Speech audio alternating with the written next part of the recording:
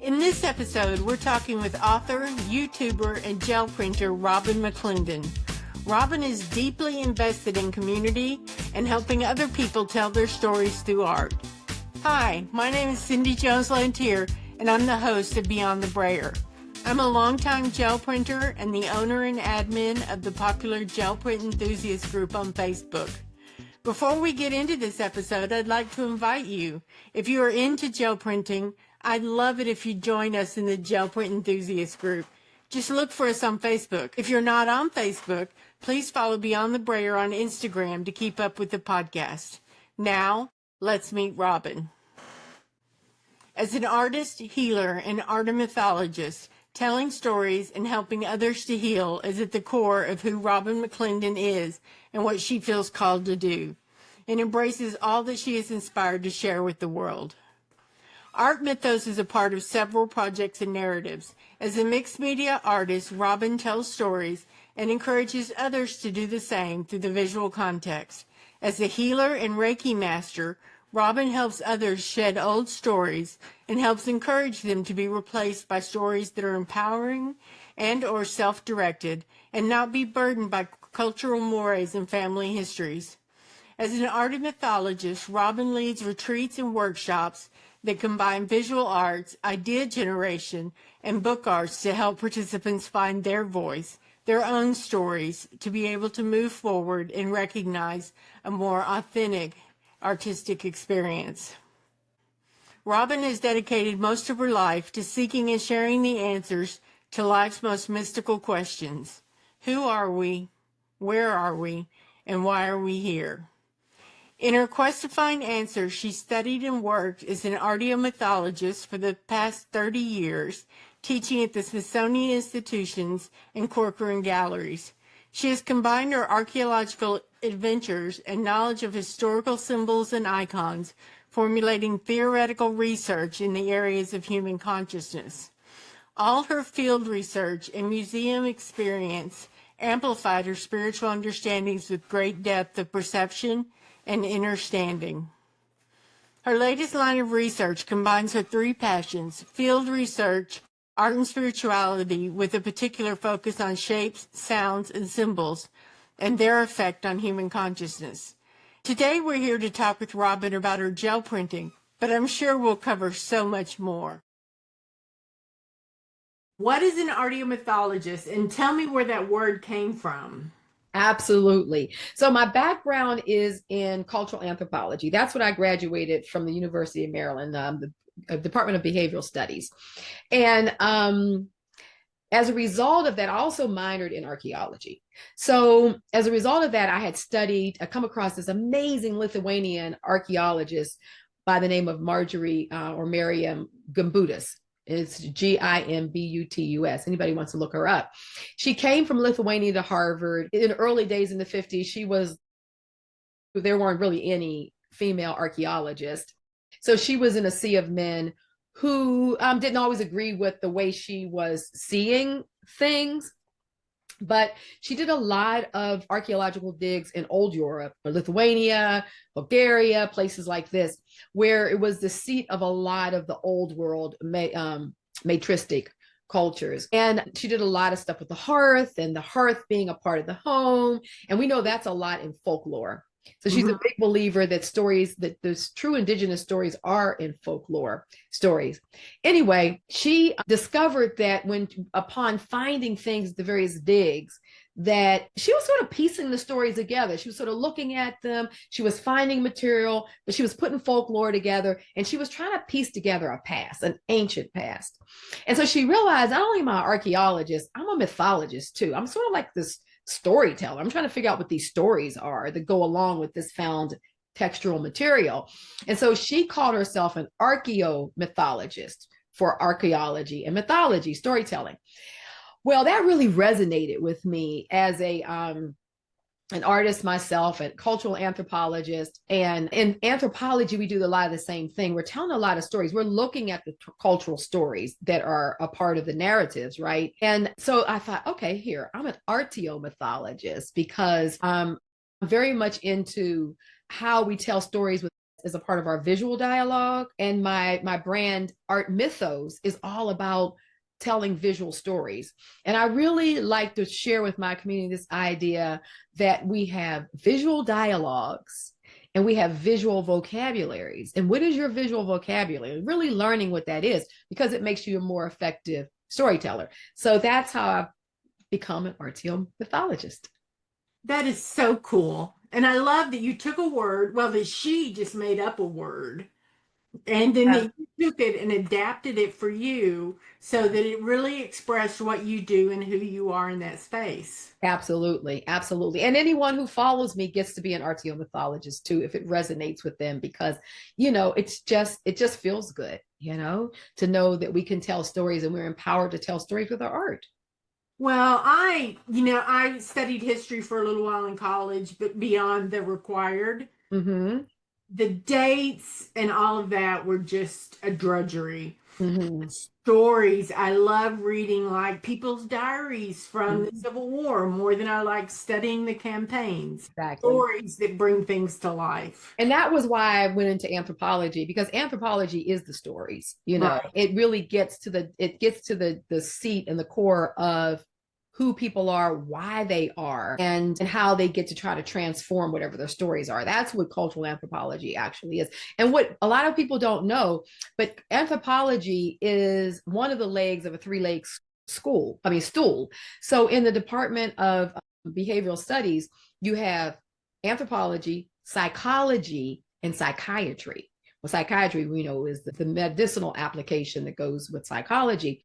And these are all three a part of the same stool. So it makes sense when you think about the idea of how people tell their stories. What are your stories? Getting to the core of what your stories are, right? And then bringing them up. And so anthropology is a part of that, on that same stool. Very interesting. Very interesting.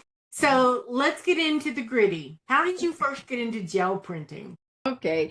Well, I studied, as you said earlier in the bio, that I was adjunct professor at the Corcoran School of Art, and I was working with BFA students, fourth year students, in their thesis projects.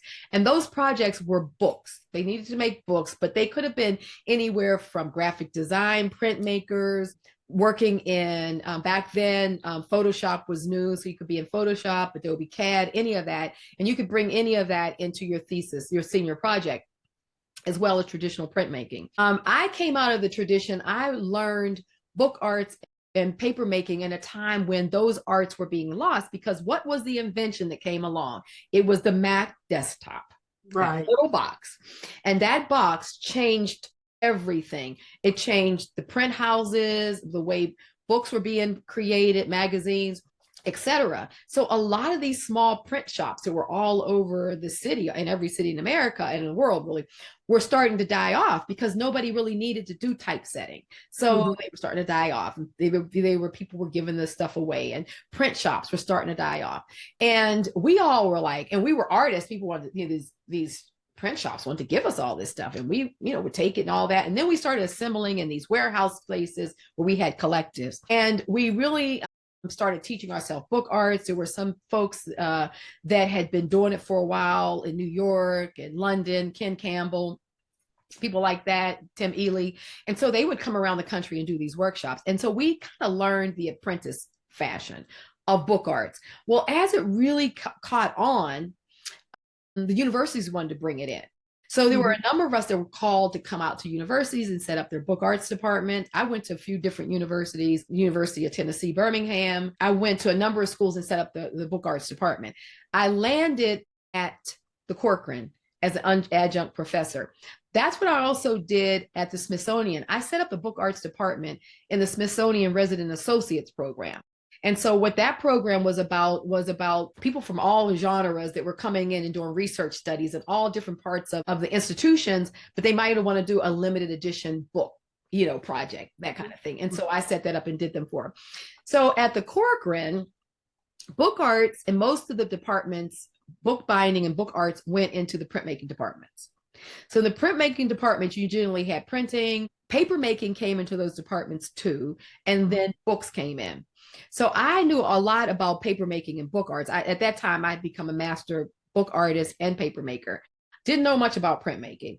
I learned a lot from a number of my colleagues there that were like top professionals in printmaking, because I needed to understand it enough to work with my students, right? So I learned a lot.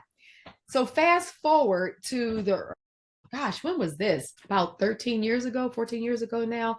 That would have been like the late 2000s, I mean, 2000, like 11, what would that be? Like 11 or 12, right?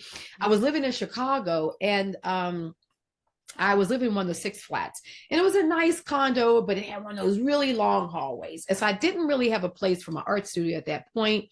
So I thought I can turn this hallway into it, but I couldn't set up big painting projects and all that kind of stuff. It just wasn't the space.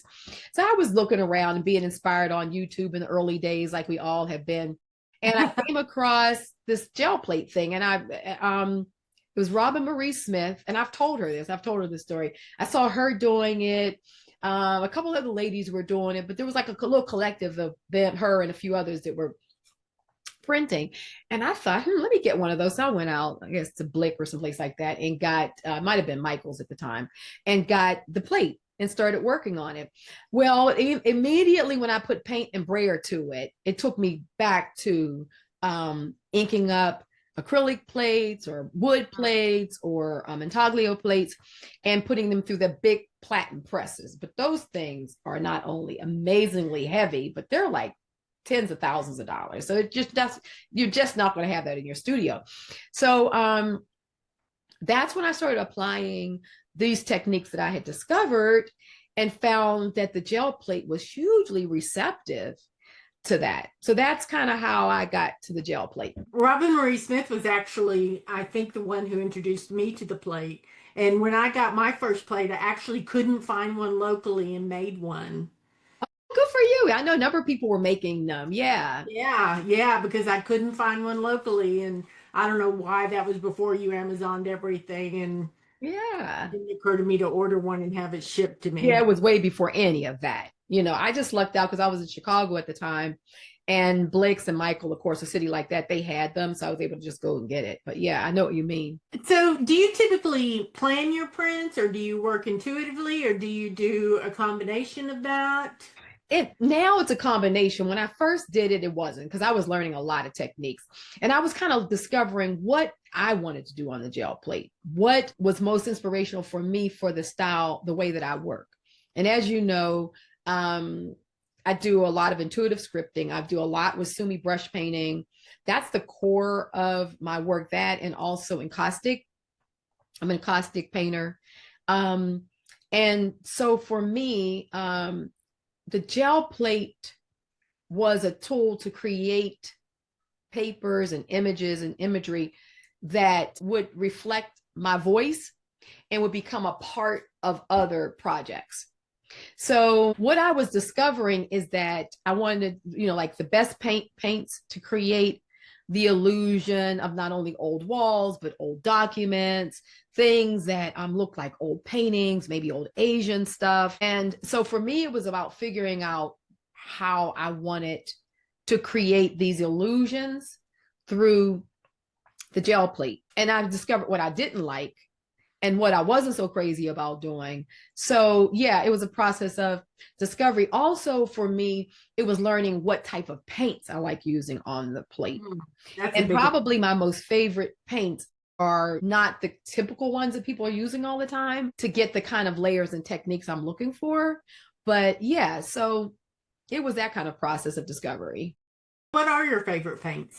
Well, my favorite type of paints are thin things with good binders, but very thin color. So not a lot of color, the illusion of it. So I can work with my inks on the plate to pull prints that have that kind of feel to them. I also love working with block printing inks. They're the best, especially for layering. You get some of the best stuff with the block printing inks. Because I work very thin on the plate, prints will have probably, and that's how I worked in the very early days, very thin layers. So by the time I would finish working on a piece of onion skin, which is already thin itself, I probably had 20 or more layers on that paper. Now, it wouldn't be full plate. I'm using sections of it. I'm pulling stuff up. I'm creating these layers. But what I found is if I did a push and pull between a thinner weight paint, not so much fluid. I find the fluids are sometimes a little bit too watery for the plate. You can work with them, but you can't have a full range of fluids because you're just not going to ever give you everything you need. I have found that if you can work with some of your favorite different brands and different formulations, so you may have a little bit of fluid, but you may have as your standard grade acrylic. I think working with matte finishes or fresco finishes are really, really good. Chalk paints, and then working with some transparent paints, having a full spectrum of palette with all these different paints perform best on the gel plate. The gel plate likes a lot of tension to create texture and to create full-bodied looks. So that's the first thing I always say. Don't just go with one paint company because you're not going to get the best out of it. Then when you do that, you start learning which formulation work best. So you might like a turquoise, right? But the turquoise, let's say in a golden, which is one of my favorite turquoises, works better than, let's say, a turquoise over in, let's just say, maybe a Liquitex. But a Liquitex brown sienna works better than the same color in goldens. So I say experiment with a lot of colors, a lot of paint lines, and then you can begin to see which ones really are working best for the way you want to use your techniques. So that's kind of like the first tip. And that's what I do a lot of. When you work with block printing inks, because they're water soluble, you don't want to mix them back and forth with acrylics because you can get, if they're trapped underneath an acrylic, they really don't dry. But I have discovered you can work them on top of some acrylic bases to do a finishing look.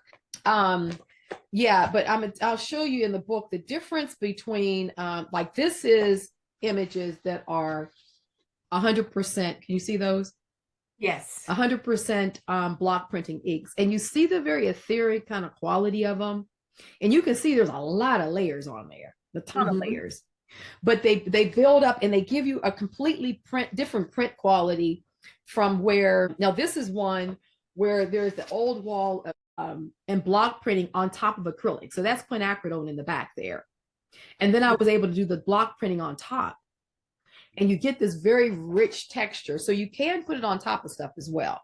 But yeah, those are some of my favorite. I use straight acrylic in my prints sparingly. I use acrylic, but I really mix it in with a lot of stuff. My favorite acrylics right now, interesting enough, are the Aura paints, which we're going to start getting them here in America because Blick is supposed to be picking them up. But I represent Aura in as a gel printer, and some kind of way they're out of the Netherlands, but that formula is absolutely superior. I've never actually been able to use a paint line that you can use most of those colors. I still mix in my chalks and all that, but just as straight acrylics, they're really superior. So you get your hands on some, definitely try them. They're a lot of fun. I'll keep my eyes on Blick then, because I noticed you use them and some other artists are starting to use them. Yeah. They are hard to get. They're really hard to get. Yeah. Maybe I can get some sent to you from Art so you can try them out, you know. Yeah, I'll work on that. Okay, thank you. Where do you find inspiration for not just for your prints, but for your art in general? Well, that's a good question. My inspiration really comes from the study of cultures, 100%. I'm always thinking about, even like right now with everything that's going on in the world and as chaotic as it is, for me, as a cultural anthropologist, I'm thinking, okay, when has this happened again? Because it's happened every 20 or 30 years, we get something, you know, that's amazing in our culture that happens. And so what I like to do is think of like, how something like this happened before? And I'll normally go back in and study artist movements. And when you go into those movements, it's amazing how you see these similar responses. So right now I've been spending a lot of time on art on Povera, which was an Italian movement in the 60s and 70s. It was around, it was called poor art, but it really wasn't art like because it was poor, artists were poor. And of course, some of that was it, but it was really a response to globalism, to everything being shining and new and the fast paced culture of things. And it had, of course, a lot to do with Vietnam War. So it was war times. And these artists were taking rags and stuff that was found and all that kind of stuff and humble materials and using it in their art. And their point was to shun away from things that were shiny and glossy and quick and fast. And, and so I go back and a number of them are among my favorite artists anyway, like or Fontana or whatever. But I like to go back and read their stories. I like to read what they were thinking. And I use it as food for my own soul to think about my own current dialogues and what I want to say. And one of the biggest things that I'm saying to my community right now is that as artists, we are in a unique position to use our visual storytelling to have a very powerful voice, but in a way that's quiet resistance, right? So you have this beautiful, quiet resistance, but you can do it in this powerful way where, on a quantum level, when we think about quantum physics and stuff, when you think about quantum, it's a field that matriculates out of us, like sound comes out of us, vibrations come right, well, we don't think about it, but we resonate a field that comes out in our art.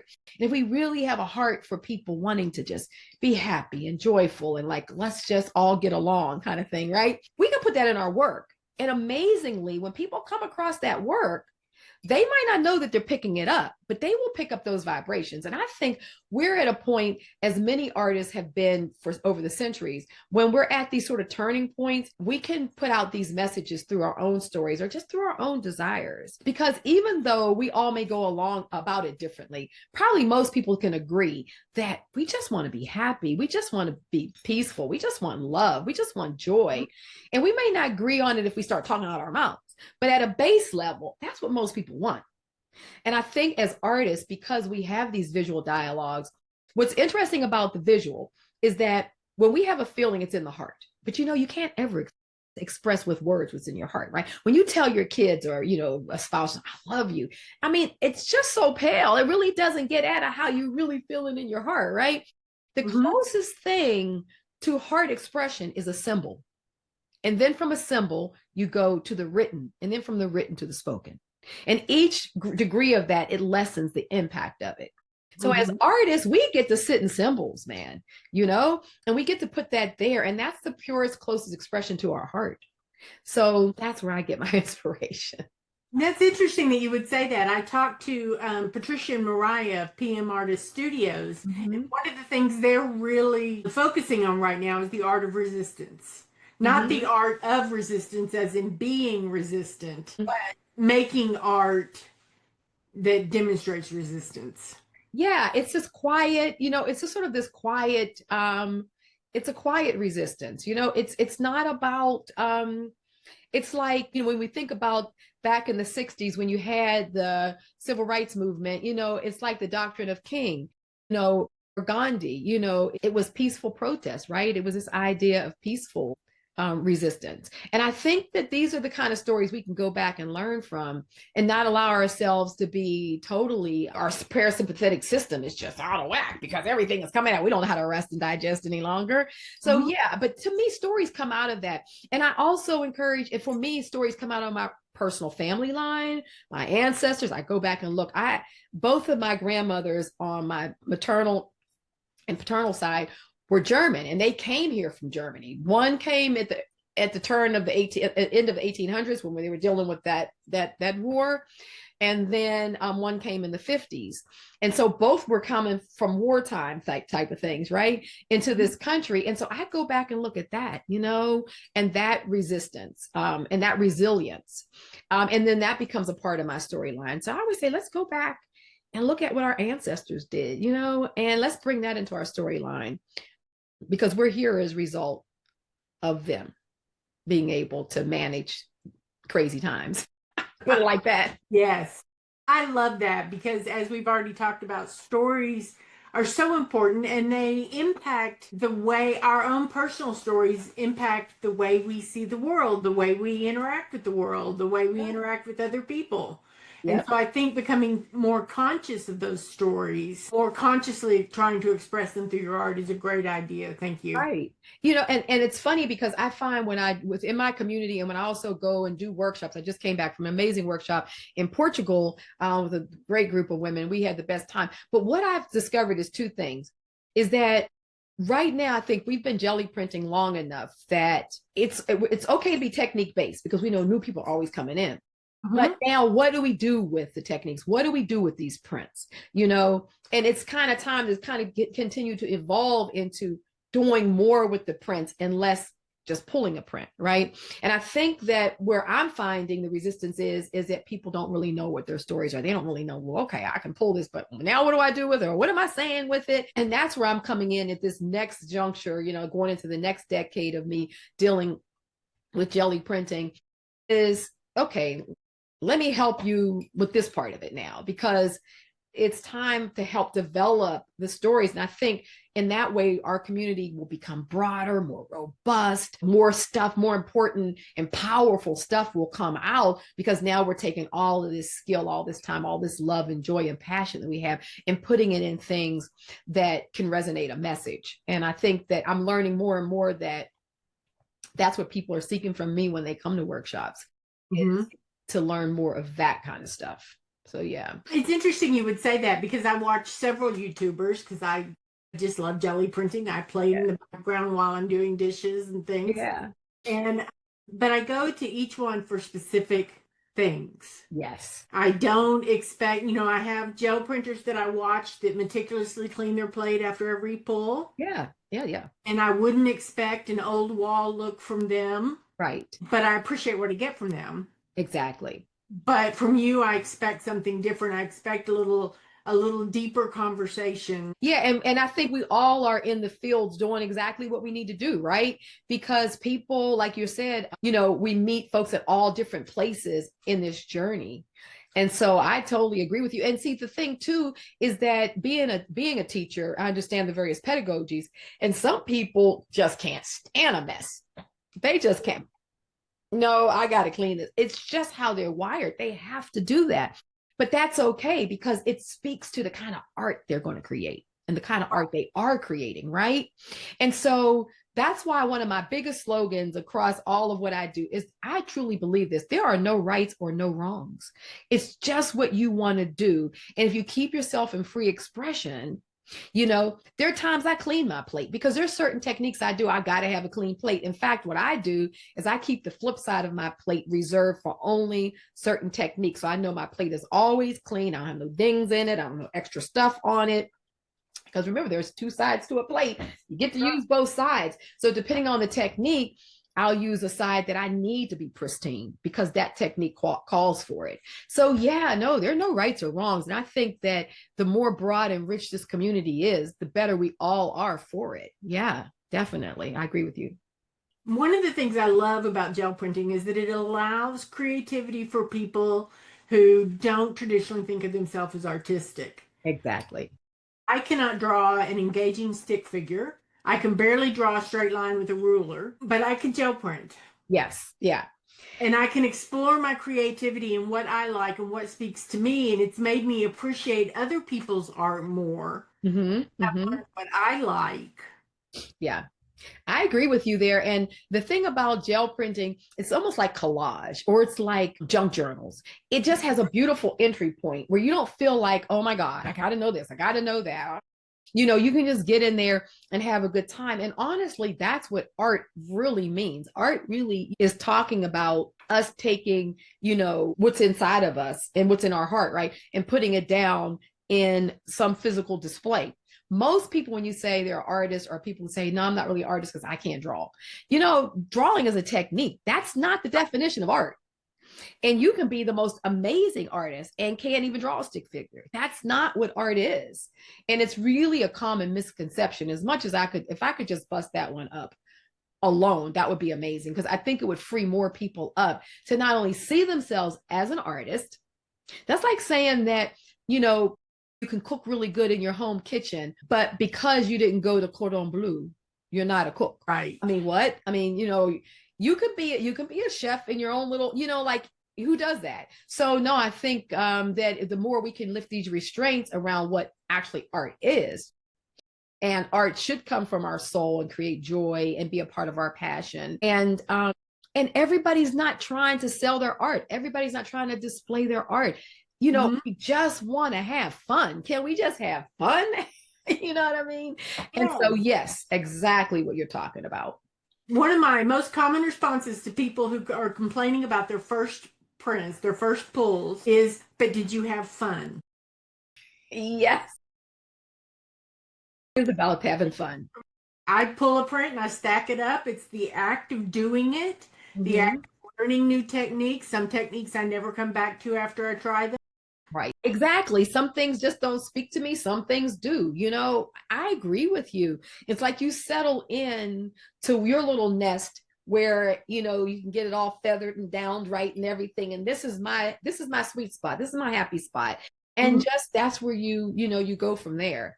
So now I'm a big believer in we shouldn't do art if we're not happy doing it. We shouldn't, like don't do anything that's not bringing you joy. And if it's stressing you out, then change the way you're doing it because, and it's funny because when I first came into this conversation 12 years ago and I started my YouTube channel, I really hesitated coming in because I thought, wow, I'm not really doing this gel plate like everybody else is. And I might be laughed off the stage. And oh my goodness, honestly, because I knew I was just coming to it differently. And I just thought, well, people might not like it, but I thought, well, heck, I like it if I don't do it, but anything for myself. And of course, I have a different style that people resonate with.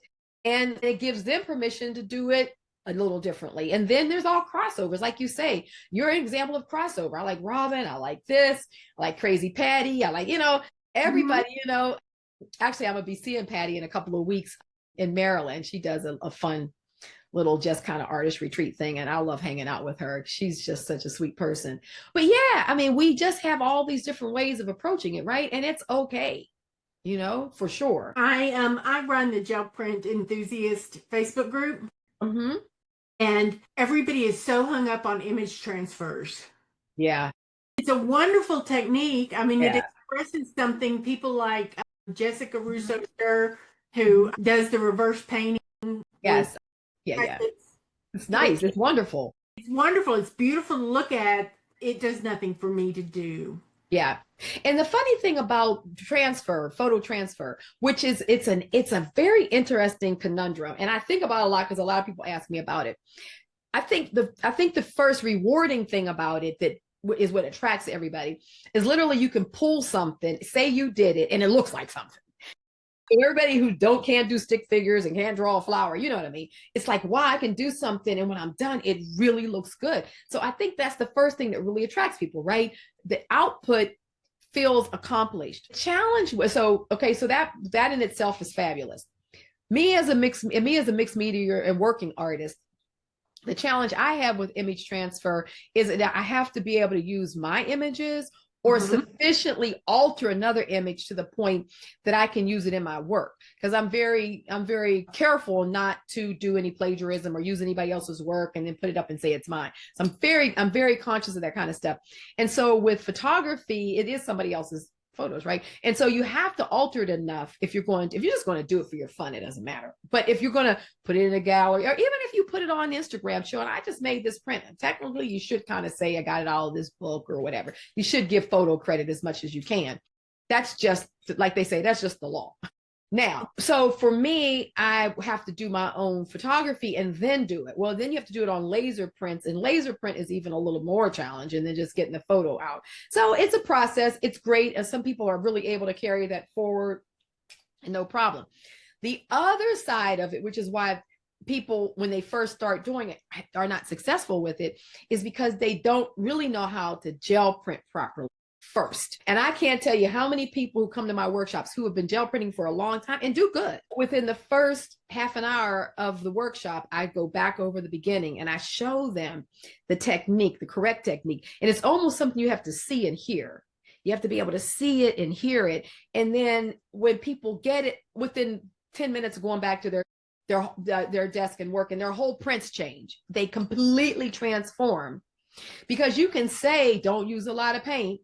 The brayer is designed to distribute paint, wax on, wax off. You can say that over and over again, but until it becomes experiential, people don't understand. Well, there's no way in the world you're going to pull a successful photo transfer, if you really don't understand how to do basic gel printing and you don't know your paints, because every paint doesn't transfer either. just like every image doesn't. Finding the image is a lot easier, but that technique, so it's not a technique that, if you work at it and work at it and work at it, like some of the folks out there that just do amazing photo transfers, that's all they do is photo transfer. So they can make it look easy. So it's just one of those things that I say, intermediate to advanced. It ain't beginner. Yes, yes. And you sparked an idea in me when you said they make it look easy. So much of what we know about gel printing is social media. Yeah, that's it. See all the pulls that didn't work. Don't see how long the paint sat there, how long the paper sat. Everything looks very slap it on, pull it off. Yeah. And many of us don't get to go to in-person workshops to see it. Compared to the amount of gel printers out there and the amount of people that actually go to workshops is a small quantity. You could actually do, for a while I was doing what I called jelly printing labs, where I'd go to a city and just a one day, kind of workshop. And because I found that if I could just get in front of people hands-on together just for a few minutes, we can solve the problems, many problems that people really are having right now. And it's interesting because in my workshop in Portugal, there was a woman there that had never done gel printing. She wanted to learn. She'd done books and stuff, but she wanted to come to Portugal. She wanted to meet. She was in my community and just wanted to have fun. She's, I've never gel printed. But in college, she studied art and she knew printmaking. So she knew how to monoprint. So I said, Crystal, you got this. You're just going to ink this gel plate up the same way you would ink up your acrylic plate going through the platen press. You're just going to use acrylic. You're not going to be using intaglio ink. And she said, really? And I'm like, yeah. And I just watched her. I said, just go ahead and do. I just watched her. And her first 2 prints were just like that, because she understood the technique. It's experiential. Once you get it, you got it. And I said, see, I told you. She's, oh my God, I can't believe it. I'm like, yeah, because you already had the technique. So anybody who's a printmaker, they get it right off. And a lot of people who are showing techniques on Instagram that really do amazing stuff have been former printmakers, and they really understand that medium. So they can do like just crazy stuff with that plate. Yeah. In fact, when I was working with Jelly Arts, because I'm an ambassador for them, and Luann reached out to me a number of years back, maybe 8 years ago now, to maybe 9 now, to be an ambassador or whatever. And after a couple of years of working with, I said, Luann, you got to get a bigger plate. Because at that point, she just had the 9x12. She said, a bigger plate. I said, you got to go bigger, because the people who are coming into this industry and understand this need to work big. And then everybody else, as they're coming along, or want to go bigger. So that's when she came out with that first, I think it was the 12x14. And she sent me the first prototype before she released it. And I played around. Okay, this is good. So after about a year, I said, you got to go bigger. She said, bigger. So now that she's on that big one, which is, I think is a 24 by 26, 20 by 24 or something like that. She says, is it big enough? I said, well, I don't know how you're going to sell anything any bigger, because I'm in my studio putting 4 of those together. She said, 4 of those together. I'm like, yeah, I print 4 of those big ones at a time, because now I'm getting a big platen press type of thing. So it's just funny, the evolution of big on the plate. But you can actually have a big plate and still work really small by still putting 8.5 by 11s on there. And you get some interesting prints if you do the whole thing and put smaller pieces all down around it and pull those. Really great studies. So yeah. You mentioned somebody in your community. So what is the role of community in your creative life, especially your gel print life? Well, you know what? I love community. And that's what attracted me to, saying yes to come and doing this podcast with you, because I think it's brilliant that that through this podcast, you're just creating a much larger community around something that I absolutely adore. So I just think it's brilliant, and my hat's off to you, or my heart goes out to this project with you, because community is such that, in the last 15 years, everything has been internet based, right? For most part, artists have learned a lot online, techniques online. As the internet and technology has gotten broader, we can just do more stuff like this. Well, what's happened is that we're all kind of in our own little spaces, thinking that we're a part of something because we're on Instagram, or we're on Facebook, or we watch people on YouTube. But it's so far removed from how art was even prior technology. We got together at cultural centers and at art collectives, right? And we came together and did little painting things, and like quilting bees, painting bees and all that stuff. And during that time, we weren't just creating the art, we weren't just doing the technique. We're talking about what happened to us yesterday, what's getting ready to happen to us, a loved one lost, or a child just had a baby, or was married, or I have this problem. I'm trying to figure out how to deal with this situation with my kid. We were talking and doing everything and doing our art. And that's what community is, right? Because that's who we are as a greater part of ourselves. Like this gel printing, as amazing as it is, the more we integrate it into lifestyle, the more it becomes a part of something that we do and that we share out among ourselves and talk about all these other kind of things. That's what creates community. And so as we were able to create more online groups and then even begin to meet more in person, but then that sort of got interrupted with the pandemic, and so we were all shut back down. And so though we were really reaching out more to connect with people, it was there, but it wasn't reciprocity. It wasn't this back and forth exchange. And I think the more even online we can create, reciprocal kind of relationships in community, more so. So, I have my Facebook group, which it's always been private because I've wanted to have a safe place for people to come, show their art. I'm a real lieutenant over there. Like, you get in there, say anything nasty about somebody's work, you're gone. I mean, I just don't tolerate that. Like, don't say anything if you can't say something nice. And then my Patreon community, we have over 1,000 people there, and I show up all the time for that because it's a real community. Like, we're really talking and giving. I do a weekly Zoom session where we just get to show up and talk. Show me your work. Let's talk about what's going on. And we talk about everything. We show our art, and this is what we just did. But then we talk about a loved one or something, and it's so good. And we leave those sessions, we just feel enriched, And so community it's like everything. Art is not about another technique. Art is about being able to express something in a way that hopefully somebody else gets it, or it just makes somebody else smile. That's really what it is. And I think that happens as a result of community, Cindy, Oh, I agree totally. I used to be a professional soap maker. Okay. Pandemic. Right. I absolutely loved craft fairs, even though me too. Work. They are a lot of work, They are a lot of work. But I love craft fairs because I got to interact with my community, people who bought my soap. I got to find out, what have you been doing? Where'd you go on vacation? But I also got to find out what they wanted and needed. And I got to build relationships with some of them. And some of them I'm still friendly with. Right. I agree with you there. Go ahead. I'm sorry. When the pandemic came and that put a kibosh on craft fairs for a while. It really has. They've recovered. No, they haven't. Right. And people were telling me, put it online. You can sell soap online. Everybody needs soap during the pandemic. Yeah. It was so empty.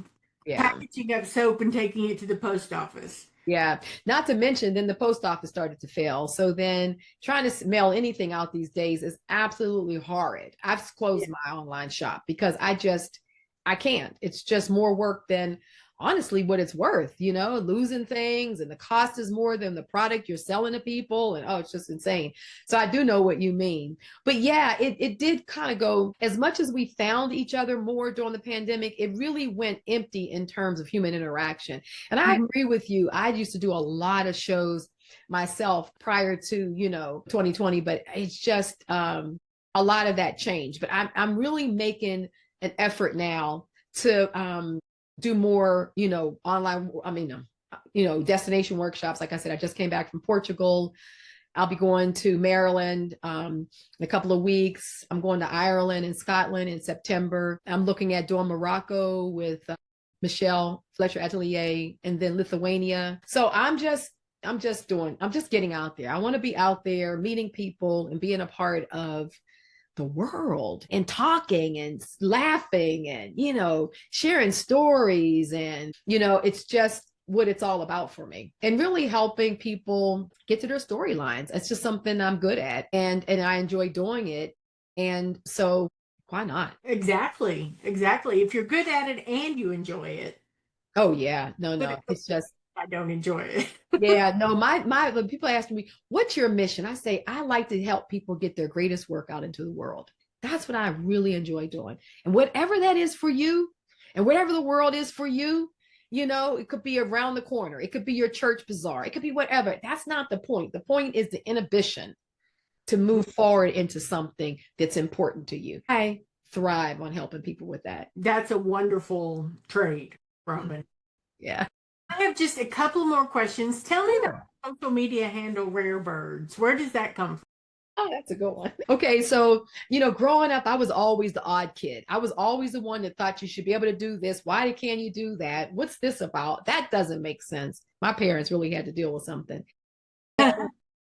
So, it was always like, oh, you're the black sheep of the family, or you're the oddball out, or, whatever. Well, who thinks like you? You hear that all the time. Yes. And so as I continued to, my early 20s, and I started, I kept on still seeing that people thought, oh, really, Robyn? Oh, that's different, whatever, And I thought, I'm a rare bird. I mean, Robyn, so that wasn't hard. And I thought, no, I'm a rare bird. I'm okay. I'm good with my differences. I'm happy with who I am. I'm happy with my thinking. And I don't want to be deterred from it. And one of my big thinking was that I wanted to be a working artist, and I wanted to do everything we've talked about, work with people, share things out, and what have you. And I felt that I could be able to do it. And I didn't believe in the stories of a starving artist and all this kind of stuff. And so I went about life to prove that, yeah, we can do this. And I've always done it. When I worked, you're working a couple of days a week in the university, and that's a part of community. And I enjoyed that immensely. The Smithsonian, the same thing. But, it was this idea I had in my head that, yes, I can do this. So that's where Rare Bird comes from. I love it. I love it. So you've got a couple of exciting projects coming up. You mentioned all your destination teaching, and that is very exciting. Yeah, it's a lot of fun. You have a new release coming out through Schiffer Publishing. Yes, I do. And I wanted to say, most folks are familiar with my gel printing book, but it was also released in French. How exciting! Yeah, last year this time it came out as a French volume. So I know you have a large community and a lot of, Francophiles. So just know that they can get the book on Amazon, and it's totally, the project was purchased by a French publisher, and it's totally in French. So yeah. How cool is that? Yeah, you can also get it in French. So yeah, I had this idea, and I went back and proposed it to my publisher and said, look, I want to create a story, a travel series, and a storyline, because once again, what do I want? Art mythos. I like people to help people tell their stories. And so I picked the Silk Road as the route in which the story was going to be told along. And what I wanted to do was create these kits that would have stamps and stencils in them, and would hit all these different amazing spots across the Silk Road. And there's a protagonist, and she is telling the story in retrospect through her journal. So there's a booklet in each of the kits that tells the storyline. It also tells you how to use the stencils and all that kind of good stuff. But there's a storyline in there with a lot of my art, my pictures. It's very, very much like the book. It's rich in images. And the point of this project is there's 8 kits. 2 of them will come out in the fall. They're going to be released. They're up for pre-sale right now on Schiffer's site. They'll be released the beginning of October. And everybody who does purchase, go to Schiffer and does purchase a pre-sale on them and sends a copy of that, because you get a confirmation to my website, my email, info@Robyn McClendon, will be entered into a workshop for free that I'm going to hold around the kits and how I'm working with them, and the collage techniques that I'm doing, and all that kind of stuff, and just sort of be a part of the storyline. So the images are based on, I've done a lot of historical research. So they're based on either actual documents, or they're redrawn interpretations of actual symbols and what have you.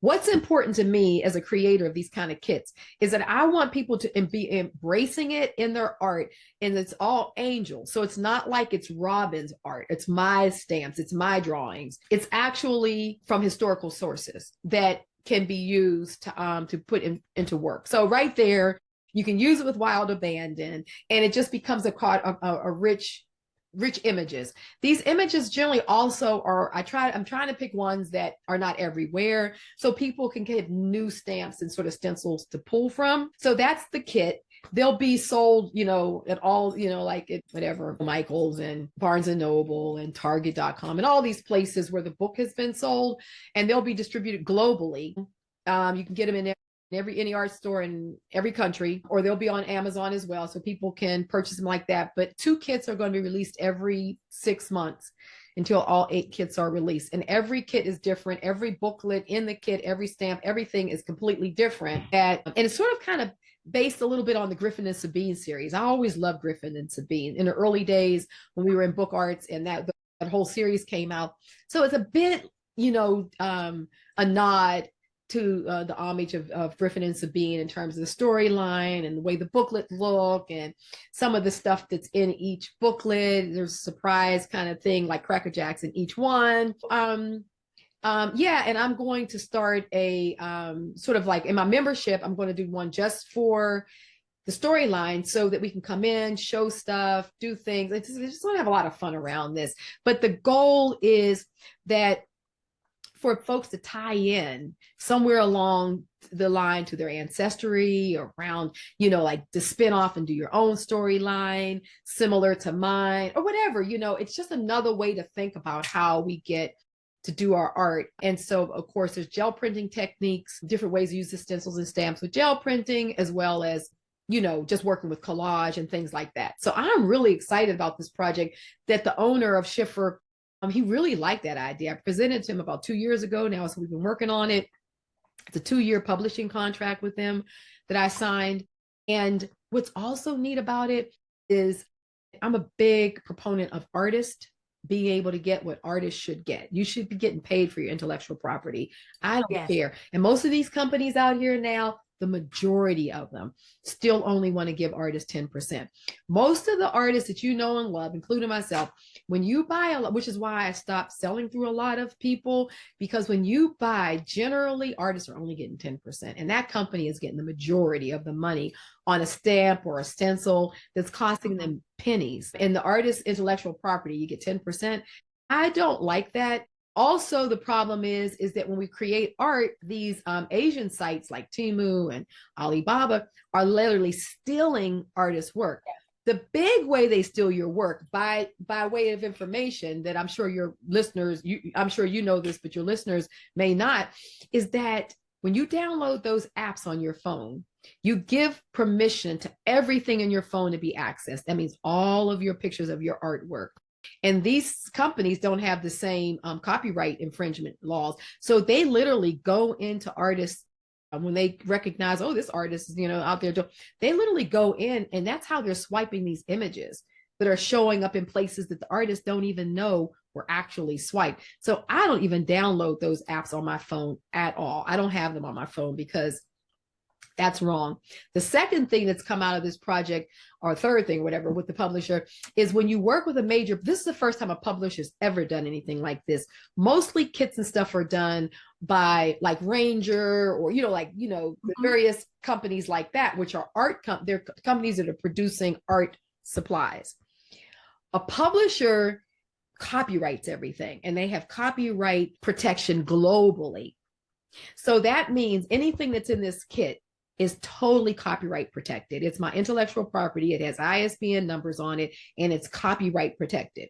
That means a company in Asia somewhere cannot steal these designs without my publisher going after them. Mm-hmm. What's important about that is that I'm hoping that I'm laying a groundwork that other artists can come in and work with my publisher to produce products that will copyright protect. And this is something that I've been passionate about for the longest time, and have been fortunate enough to be able to create this relationship. And hopefully it's creating a roadmap for other artists to come in and be able to do the same thing, because we have to begin to protect ourselves.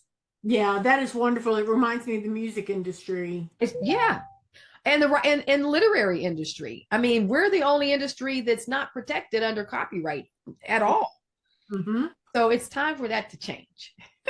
So everybody who supports this project is also not only just supporting the art, but you're supporting a concept that this is successful.